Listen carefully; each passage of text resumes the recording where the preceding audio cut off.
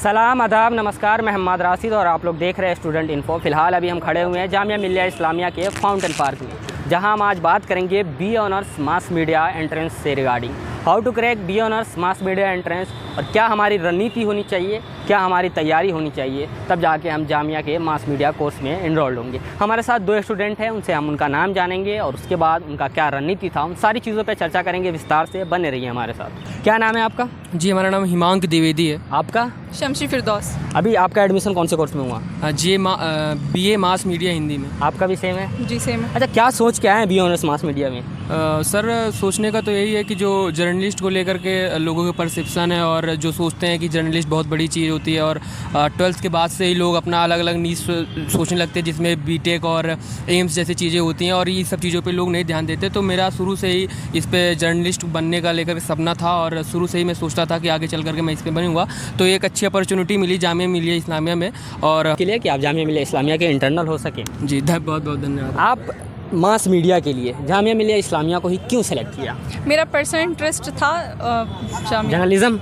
जी, शुरू से जर्नलिज्म में इंटरेस्ट था और उसके लिए मेरे को जामिया मिल्लिया इस्लामिया बेस्ट लगा और मेरा पर्सनल इंटरेस्ट भी जामिया ही था। जामिया के बारे में कैसे पता चला था आपको कि यहाँ से बढ़िया हम मास मीडिया में कर सकते हैं, या बी ऑनर्स सोशियोलॉजी है, साइकोलॉजी, बहुत सारी कोर्सेज हैं? जब मैं 10th में थी, जब भी मैंने अपना गोल डिसाइड कर लिया था कि मेरे को 12th के बाद क्या करना है। सो मैंने 2 साल बेहतरीन तरीके से रिसर्च करा कि मेरे को एक्चुअल में करना क्या, इसमें क्या स्कोप होगा, क्या मैं कर सकती हूँ, नहीं हुआ फिर क्या होगा और कहाँ से करना बेस्ट होगा।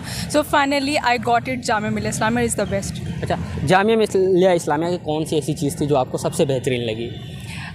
मतलब यहाँ एक अलग ही वाइब है, अलग सुकून है।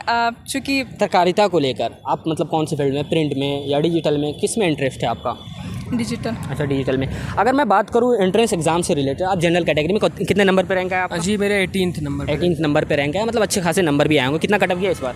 50 कट ऑफ गया। अच्छा, 50 कट ऑफ गया है। तो वो क्वेश्चन का जो पैटर्न होता है वो किस टाइप के होते हैं, उस पर हम थोड़ा बात करेंगे। तो क्वेश्चन का पैटर्न तो 60 मार्क्स का हमारा थ्योरी और 40 मार्क्स का हमारा एमसीक्यूज होता है। पहले हम बात करते हैं एमसीक्यू वाले पोर्शन पे। तो वो एमसीक्यू वाला कौन कौन से सेक्शन को टच कर रहा होता है? हाँ, तो देखिए एमसीक्यूज में जो आपकी साल के क्वेश्चंस आए हुए थे, तो उसमें लगभग 10 से 12 क्वेश्चन हमारे उसके करंट अफेयर्स के थे और इतिहास से रिलेटेड थे और जो बुक्स होती हैं, नॉवेल्स होती हैं, उससे रिलेटेड क्वेश्चन, लेखक वगैरह। जी, लेखक वगैरह थे और साहित्य को लेकर के किसको कौन साहित्य और रचनाएं जो होती हैं उनके रचनाकार के भी नाम हुआ। जी जी जी, इस पर भी क्वेश्चन आए थे और किसने कौन से लिटरेचर, कौन सा बुक लिखा है। जैसे शशि थरूर की बुक आई थी, उनका क्या नाम था। अच्छा, ये सब राष्ट्रीय स्तर पे चल रहा था या अंतर्राष्ट्रीय स्तर पे भी लेखकों का रचना वगैरह देखा जा रहा था, मतलब पूछा जा रहा था? जी जी जी, और लास्ट अगर हम 5 साल का देखें जो जामिया का एंट्रेंस है, तो उसमें ये बुक्स से रिलेटेड जो इनके लेखक हैं, इनसे क्वेश्चन ज़्यादा पूछे जाते हैं और लास्ट 2 महीने के जो भी करंट अफेयर्स के क्वेश्चन होते हैं उसको भी पूछे जाते हैं। अच्छा, ये सारी चीज़ें आपने भी सॉल्व किया होगा 40 एमसीक्यू, उसकी तैयारी कैसे किया था, कैसे कवर किया था एमसीक्यू वाले पार्ट को? एमसीक्यू में ज़्यादा कुछ नहीं होता, अगर से आप सोशली बहुत अवेयर हो, मतलब सोशल मीडिया पे एक्टिव हो, आपको बहुत सारी इन्फॉर्मेशन वहाँ मिलती रहती। करंट अफेयर्स क्या हो रहा है देश में। डेली करंट अफेयर पढ़ती थी या कोई बुक्स वगैरह फॉलो कर रही थी, मंथली वाला? लिटरली मैंने कोई बुक्स फॉलो नहीं करा, सोशली बहुत एक्टिव रहती थी। न्यूज़ पे क्या चल रहा है, भारत में क्या चल रहा है, विदेश में क्या चल रहा है, सारी चीज़ें जो भी हो रही हैं उसको एक बार अच्छे से नज़र दे दिया करती थी मैं, क्योंकि उसके बारे में मेरे को नॉलेज रहे बस। बाकी जैसा क्वेश्चन आ रहा है तो भाई नॉलेज होगी तो हम सॉल्व कर ही लेंगे। अच्छा ठीक है, सब्जेक्टिव वाले पार्ट पे हम लोग थोड़ा सा आ जाते हैं। तो वो जो सब्जेक्टिव वाला जो पोर्शन था उसमें कौन कौन से एरिया से क्वेश्चन थे? जी, तो जो सब्जेक्टिव क्वेश्चन थे उसमें 6 क्वेश्चन थे और हर क्वेश्चन 10-10 मार्क्स का था। तो हमको 5 नंबर वाले क्वेश्चन गए? नहीं, 5 नंबर के क्वेश्चन खत्म हो गए पूरी तरह से और 10-10 नंबर के थे।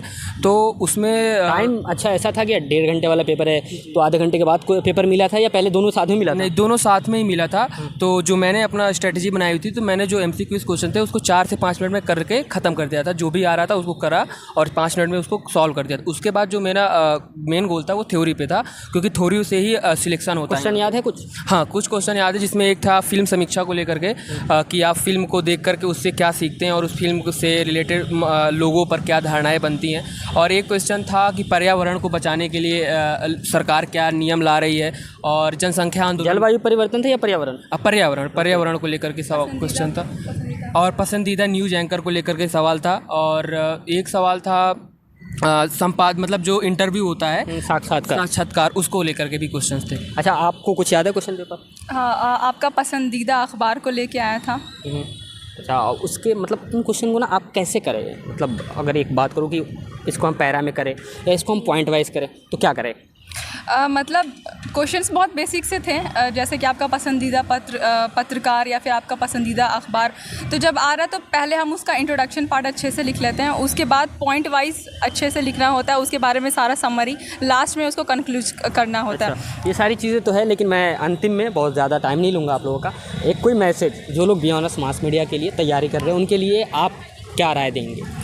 अगर से तुम बिल्कुल श्योर इस फील्ड में तो बिल्कुल आओ, अपना 100% बेस्ट दो, बाकी ऊपर वाले पे छोड़ दो। आप? जी, मैं ये कहूँगा कि अगर आपका इंटरेस्ट है बीए मास मीडिया में तो आइए और आप पढ़िए। अगर आपके पास कोई गाइडेंस नहीं है तो जिनसे मैं पढ़ा, उज्जवल भविष्य की कामना करता हूँ, और एक सीनियर के नाते अगर कहीं पे भी ज़रूरत लगे तो आप मुझे ज़रूर कॉन्टेक्ट। जी ज़रूर, आप ज़रूर। Thank you so much. और आप लोग भी अगर तैयारी कर रहे हैं बी ऑनर्स मास मीडिया को लेकर, तो इससे रिलेटेड कोई भी जानकारी चाहिए हो और किसी भी तरीके की कोचिंग रिगार्डिंग या सिलेबस को लेकर या कैसे तैयारी करनी चाहिए, इन सारी चीज़ों पर विस्तार से अगर जानकारी चाहते हैं तो डिस्क्रिप्शन बॉक्स को चेक कर सकते हैं या हमारे चैनल के अबाउट सेक्शन में जाके वहाँ से कॉन्टैक्ट डिटेल लेकर हमसे संपर्क साध सकते हैं। धन्यवाद।